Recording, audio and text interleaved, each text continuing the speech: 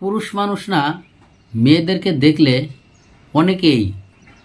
অনেকের কথাই বলতেছি, অনেকেই মেয়ে মানুষ দেখলেই লোভ সামলাইতে পারে না।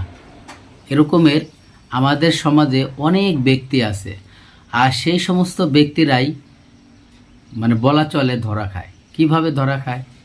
তারা হয়তো ভাবে অনেক টাকা পয়সা আছে, তাদের কিছুই হবে না, এক ব্যবস্থা হয়েই যাবে। কিন্তু এই সমস্ত মেয়ে মানুষের ফাঁদে পড়লে আপনার জীবন এবং লাইফ বরবাদ।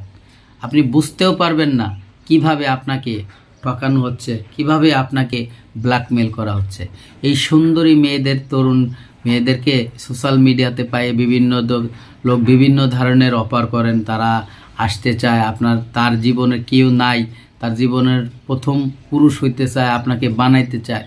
এই ধরনের প্রলোভন দেখাইয়ে, এই ধরনের কথা বলে যে সমস্ত নারী সোশ্যাল মিডিয়াতে এবং আপনার সাথে অ্যাক্টিভ হতে চায়, আপনারা একটু দূরে থাকবেন। দেখেন, স্ক্রিনে আপনারা যে ভিডিওটি দেখছেন এবং যে স্ক্রিনে একটি ছবি দেখতেছেন, এই ভিডিওটি এবং এই মেয়েটি তার একটি জ্বলন্ত উদাহরণ।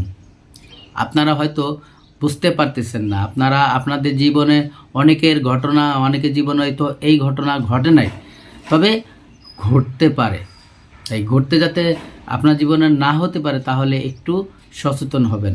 সুন্দরী মেয়েদের ফোন পাইলেই রিসিভ করবেন না, তার সাথে কথা বলবেন না। কারণ কোন মেয়ে কিভাবে আছে, কিভাবে আপনাকে ফাঁসাবে আপনি বুঝতেও পারবেন না। হয়তো আপনার লেভেল অনুসারে সে বলতে পারে যে আপনি এখন গার্মেন্টসে জব করতেছেন, আমিও গার্মেন্টসে জব করি। তাহলে আপনি হয়তো ভাববেন যে গার্মেন্টসে যেহেতু জব করে, তাহলে এই মেয়ে আর কী হবে।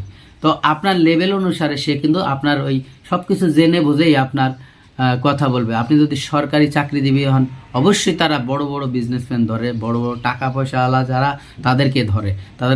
তাদেরকে যদি আটকাইতে পারে, ব্ল্যাকমেল করতে পারে, তাহলে অনেক টাকা হাতিয়ে নিতে পারে। বিশাল একটি চক্র কাজ করে। তাই সবাইকে সতর্ক হওয়ার আহ্বান জানাচ্ছি এবং এই ভিডিওটি সচেতনমূলক সবার মাঝে ছড়িয়ে দিবেন, যাতে এই ধরনের দুর্ঘটনায় আর কেউ নতুন করে না ঘটে। দর্শক, সবাই ভালো থাকবেন, সুস্থ থাকবেন। আল্লাহ হাফেজ।